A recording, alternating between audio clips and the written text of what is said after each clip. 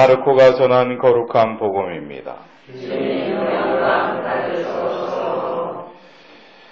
그때 부활이 없다고 주장하는 사두가이들이 예수님께 와서 물었다. 스승님, 모세는 어떤 사람의 형제가 자식 없이 아내만 두고 죽으면 그 사람이 죽은 이의 아내를 맞아들여 형제의 후사를 일으켜 주어야 한다고 저희를 위하여 기록해 놓았습니다. 그런데 7 형제가 있었습니다. 마지가 아내를 맞아들였는데 후사를 남기지 못하고 죽었습니다. 그래서 둘째가 그 여자를 맞아들였지만 후사를 두지 못한 채 죽었고 셋째도 그러하였습니다. 이렇게 7이 모두 후사를 남기지 못하였습니다. 맨 마지막으로 그 부인도 죽었습니다. 그러면 그들이 다시 살아나는 부활 때에 그 여자는 그들 가운데 누구의 아내가 되겠습니까? 7이 다 그 여자를 아내로 맞아들였으니 말입니다. 예수님께서 그들에게 이르셨다. 너희가 성경도 모르고 하느님의 능력도 모르니까 그렇게 잘못 생각하는 것이 아니냐. 사람들이 죽은 이들 가운데서 다시 살아날 때에는 장가드는 일도 시집가는 일도 없이 하늘에 있는 천사들과 같아진다.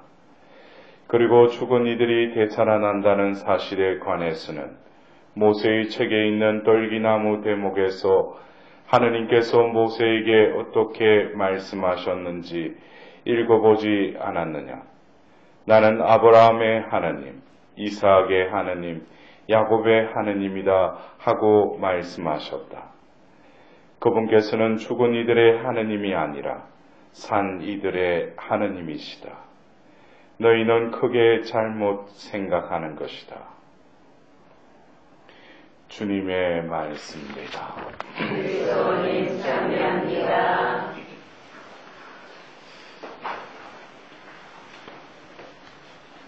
오늘 우리는 일독서를 통해서 도빗과 사라의 기도를 우리가 들었습니다. 그들의 기도는 하느님 앞에 다다랐다고 그 독서의 끝에 그렇게 나와 있습니다. 여러분의 기도는 어떻게 하느님께 다다르는 것 같아요? 예? 가다가 그냥 곤두박질 치고 그냥 기도가 올라가지 않는가 여러분 의심하지는 않으세요? 예? 기도는 결국 하느님께 다다라야죠. 근데 우리가 입으로는 기도를 많이 수천 마디를 하면서도 그것이 기도가 하느님께 올라가느냐 이거죠. 어쩌면 우리가 성경에 너희들이 채 구하기 전에도 너희들이 무엇을 구하는지 하느님은 다 알고 계신다고 했어요.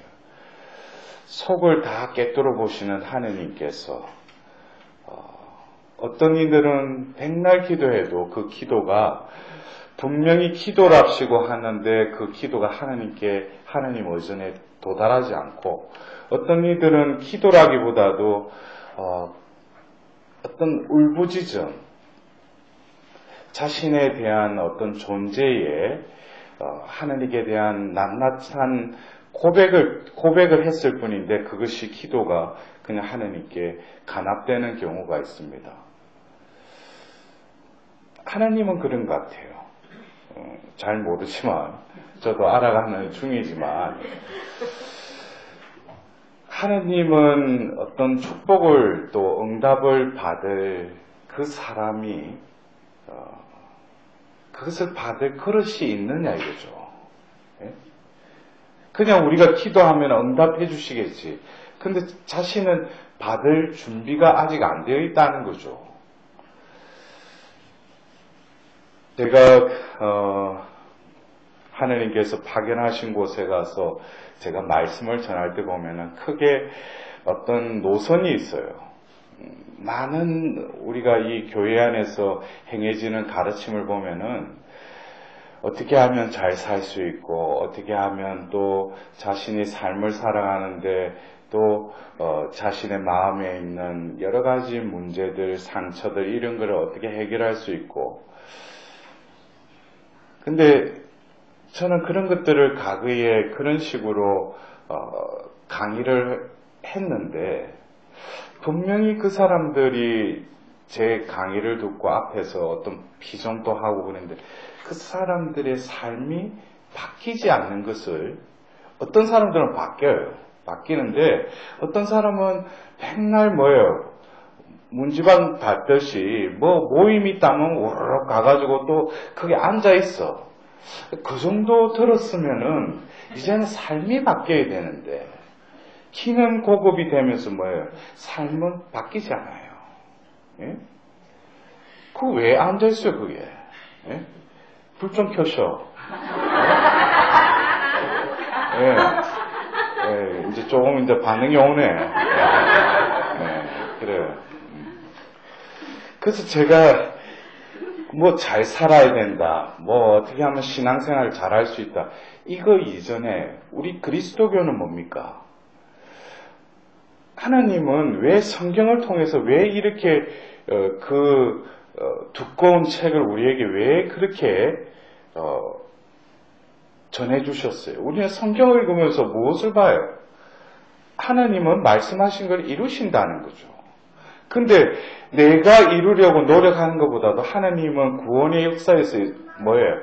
하나님께 주도적으로 당신이 이 구원의 역사를 이끌어 가신다는 거죠. 다 약속하셨을 뿐만 아니라 예비하셨고 때가 되어서 이루신다는 거예요. 근데 인간은 뭡니까?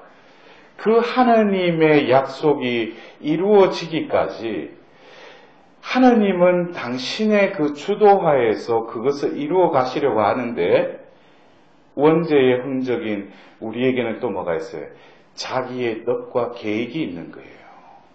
그것이 하나님의 계획과 부딪히는 거죠. 그리고 하나님은 이루어 주셔요. 근데 뭐예요?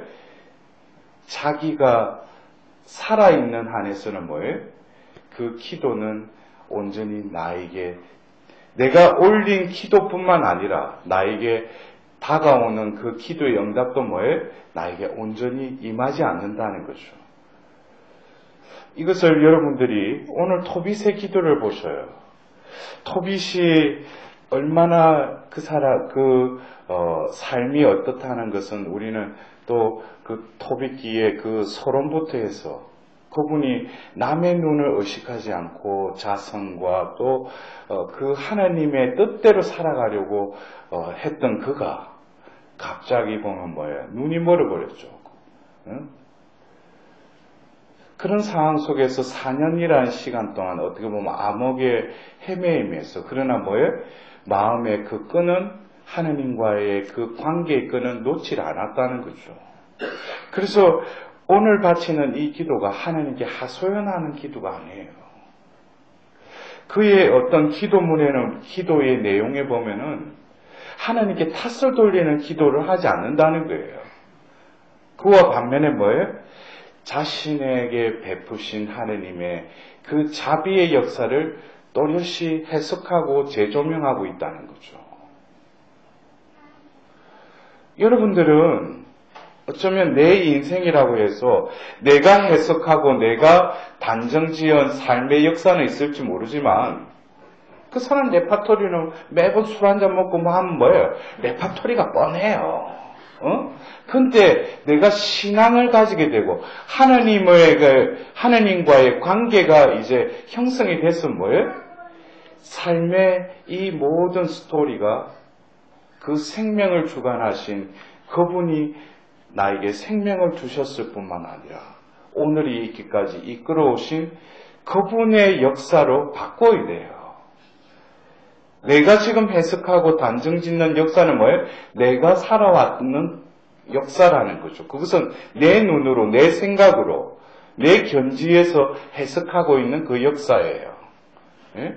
그러나 하나님의 비단에서 하나님이 베푸신 그 자비를 잊고 그 자비의 비단에서 자신의 삶을 되돌아보면 뭐예요? 다 순간순간마다 그 고비고비마다 뭐예요? 하나님께서는 자비를 베풀어 주셨음을 깨닫게 되는 거죠. 그러면서 뭐예요? 내 삶이 바로 하나님 자비와 은덕의 그 은혜의 역사였다는 것을 다시 해석하게 되는 거예요. 여러분들은 그런 역사에 대한 해석을 하고 계셔요? 그런 사람들이 왜 자꾸 내 어렸을 때 뭐 받은 상처, 또 왜 그 인간을 만나서 왜 자식을 낳는데 또 왜 이렇게 말을 안 듣냐고, 백날 뭐예요? 쳇바퀴 도는 그거는 결국 뭐예요? 자신이 해석했고, 자신이 단정지었을 뿐만 아니라 뭐예요? 자신이 단죄까지 한다는 거죠. 그러니까 그런 사람들의 그 푸념 속에서 바치는 기도는 뭐예요? 한 번은 하나님 안에서 모든 것을 뭐예요? 내어드리고 하나님의 비단에서 자신의 삶을 온전히 하나님 안에서 새롭게 볼 수 있도록 정화의 길을 끌어가야죠. 그래서 우리가 어떤 영적인 길에 있어서 먼저 첫 단계가 뭡니까? 정화의 단계죠. 정화의 단계를 거치지 않고서 뭐예요? 백날 바치는 기도가 뭐예요? 자신의 그 삶의 풍경과 한이 쓰여 있다고 하지만 그 안에 뭐가 있어요? 또 질곡의 또 다른 어떤 원죄의 무게들이 그 기도가 올라가는데 뭐예요? 더 이상 올라가지 못하고 다시금 내려오는 거예요. 맨날로 올라갔다가 내려오고 올라갔다가 내려오고. 예? 그러다가 뭡니까? 오늘 이 토빅과 또 라구엘의 딸인 사라 역시 뭐예요? 공통적인 건 뭐예요? 지금 죽을 지경이라는 거예요. 어떻게 보면 인간으로서의 한계 상황에 다다랐다는 거죠. 이때가 뭐예요? 이게가 절호의 기회라는 거예요. 그래서 우리가 이 신앙생활을 하는 이들 중에도 뭐예요? 이런 체험이 있는 자는 틀려져요. 여러분들 그런 경험을 해보셨어요? 예? 다들 뭐 배부르고 등 따시게 잘 살아셨어요? 예? 자신이 의도하든 의도하지 않든 어떤 삶의 어떤 순간에 하나님께서는 어떤 죽음의 나락으로 떨어지게끔, 그러나 이것은 죽게 하려고 하는 게 아니에요. 그 순간에 뭐예요? 하나님 본인이 뭡니까? 안간힘을 쓰지만 안간힘을 써도 더 이상 할 수 없는 그 단계까지 이를 때 뭐예요? 이제 자신을 완전히 하나님께 내려놓죠. 내려놓고 오늘 그 토빗과 사라의 그 기도에도 저에게는 사는 것보다 죽는 것이 낫습니다 그랬어요. 근데 우리의 그 하나님께 구하는 것은 뭐예요? 내가 사는 것보다 죽는 것이 더 낫다고 하는 것보다 뭐예요? 내가 어떻게든지 살려고 기도하는 거잖아요. 내가 살게 해달라고 기도하는 거죠. 근데 이 죽음과 삶이라는 것은 결국 하나님 편에서는 영원하신 분에게서는 뭐예요? 죽음도 없고 사는 것도 없어요. 늘 한결같아요. 우리 인간은 뭐예요?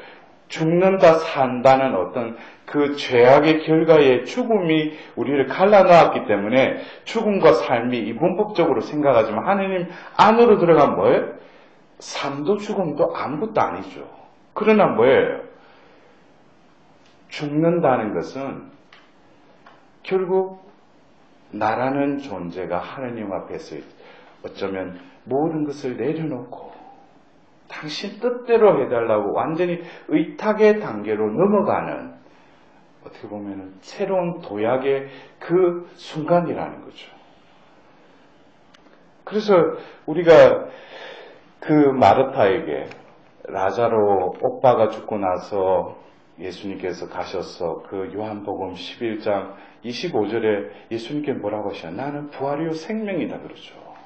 나를 믿는 사람은 죽더라도 살 것이고 또 살아서 나를 믿는 모든 사람은 영원히 살 것이다 그랬어요. 그러나 마르타는 이것을 이해하지 못했죠. 예, 믿습니다 그래요. 알고 있습니다 그래요. 이건 생각이죠.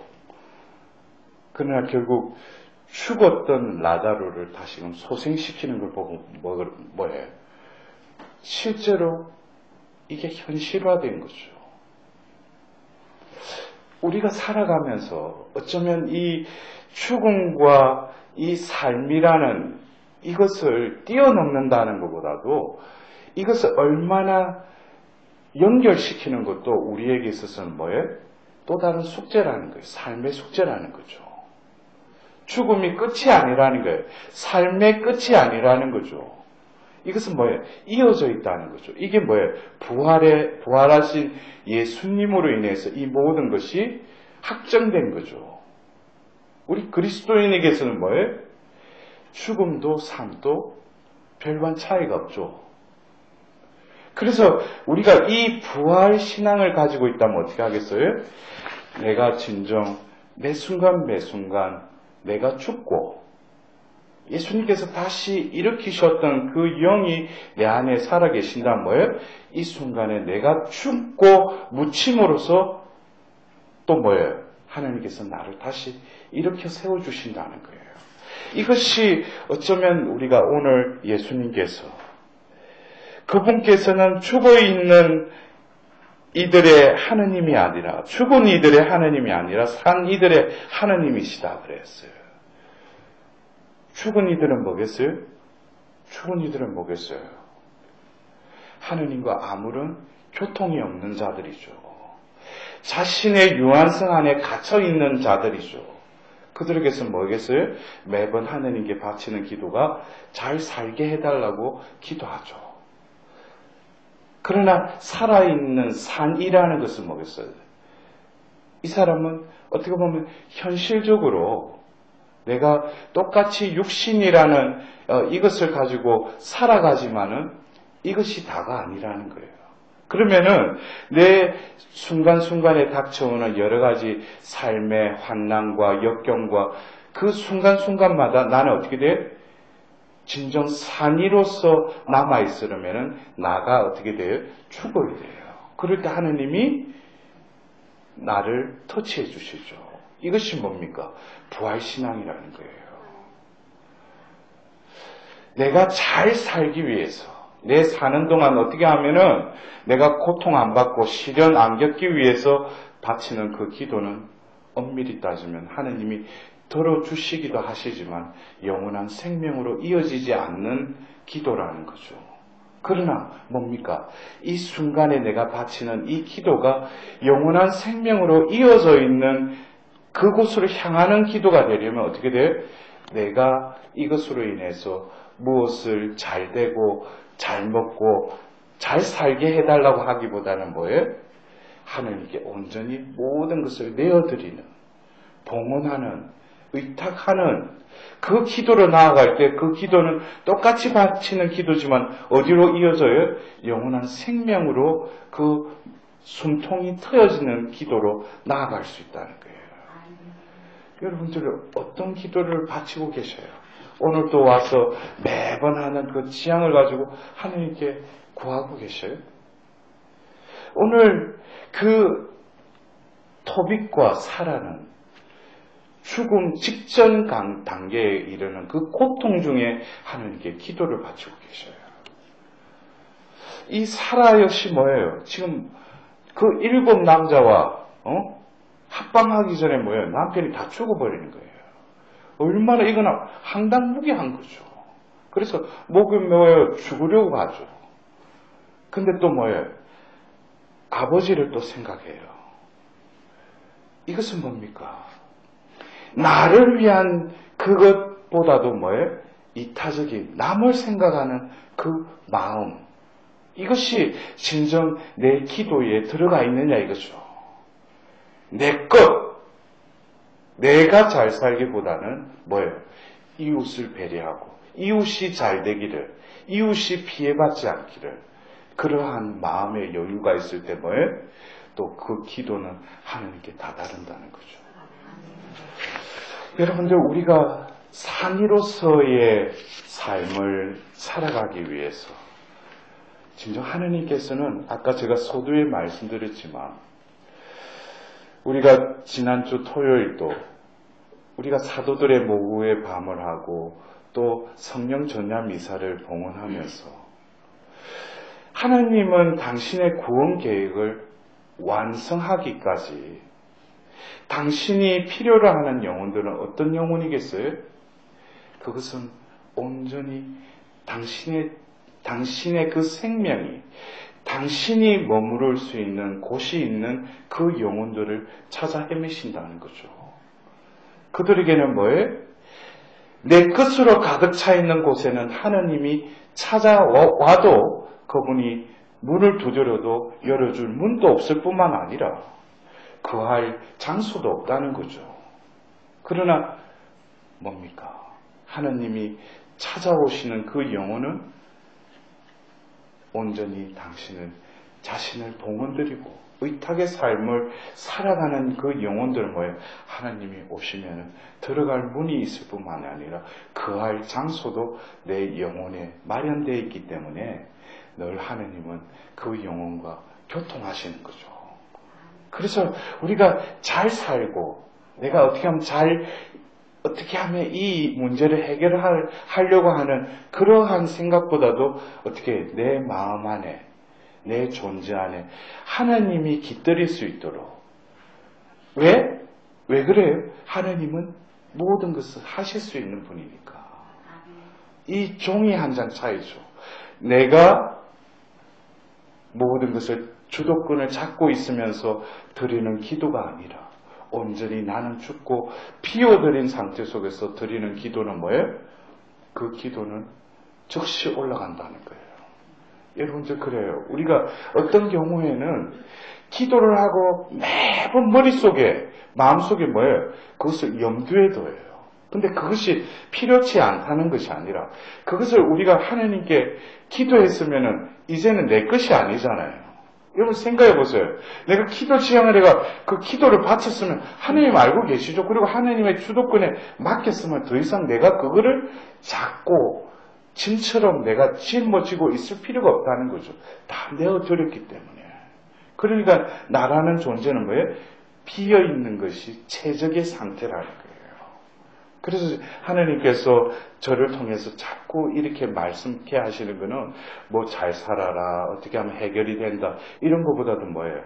자신을 피워드리라. 피워드리면은 그분이 몸소하시리라. 근데 이것을 깨닫기까지는 뭐예요? 삶에 있어서 조금 나락에 떨어졌다가 또 허우적거리다가 또 어떻게 돼요? 마지막에는 진정 그 죽음의 나락까지 떨어졌을 때 뭐예요? 그때는 자신이 그 자아라는 그것을 이제 놓아주게 되는 거죠. 이제 이별하는 거죠. 그 자아를 이제 떠나보내야 돼요. 가장 소중한 그 이삭을 번제물로 바치라고 한 것은 하나님이 그 이삭을 죽이라고 한 게 아니죠. 뭐예요? 아브라함이 복의 통로가 되게 하기 위해서는 그 마음 안에 하나님이 거하셔야 되는데 이삭을 낳고 나서 뭐예요? 마음 중심에는 이삭 생각밖에 없었죠. 그런데 하나님께서 정면 돌파를 하시고 그 아이를 번제물로 바치라고 그러죠. 결국 믿음은 뭡니까? 하나님이 시키는 대로 온전히 따르는 거예요. 그럴 때 그 아이를 죽이는 그 순간은 내 마음이 어떻게 해요? 완전히 피어있는 상태가 되는 거예요. 그 순간에 뭐예요? 하나님은 손을 떼어라 그러죠. 근데 한편으로 보니까 그 가시덤불은 뭐예요? 이미 하나님께서 손수 마련해 놓으신 거예요. 하나님이 진정 원하시는 건 뭐예요? 그거를 얻기 위해서보다는 뭐예요? 하나님 앞에 온전히 자신을 피워드릴 때 하나님의 그 동시에 뭐예요? 이미 다 마련해 놓으신다. 여러분들 그것에 대한 신비를 우리가 깨닫는다면 내가 드리는 이 기도가 얼마나 연연하고 집착하는 그 기도에서 해방되어서 온전히 내어드리고 봉헌드리고 의탁하는 삶으로 어떻게 자연스럽게 나아갈 수밖에 없다는 거죠. 그래서 특별히 여러분들은 이 자비의 오아시스에 오셔서 다른 곳에 가셔서는 뭐 양팔 묵주기도 하고 뭐 이렇게 부르짖는 기도를 하더라도 이곳에 와서 어떤 기도를 배워야 돼요? 예수님 당신께 의탁하나이다라는 이 기도를 여러분들 배우셔야 돼요. 그래서 여기 와서 기도한다고 와가지고 머물러 있다가 나갈 때는 뭐예요? 홀가분하게 나가야죠. 완전히 다 뭐예요? 자신을 봉헌해드렸고 또 뭐예요? 다 의탁드렸다는 거예요. 의탁이라는 결국 뭐예요? 자기를 완전히 비워드렸다는 거죠.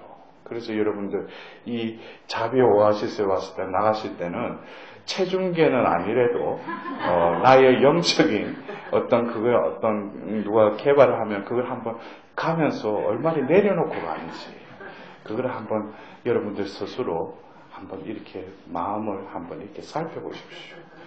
하느님 자비에 의탁하고 나갈 때는 뭐예요? 홀가분하게. 그럴 때 하느님께서는 미리 예정된 뭐예요? 라파엘을 그 토빗과 또 그 사라에게 보내기 위해서 누구를 또 써요? 토비아죠, 그죠? 아들 토비아를 또 도구로 쓰시죠. 그래서 하나님은 뭐예요? 다 예비되어 있는데 그 순간에 우리가 어떤 상태에 하나님이 움직이시는지 이것을 여러분들이 다시금 깨닫는 하루가 되었으면 합니다.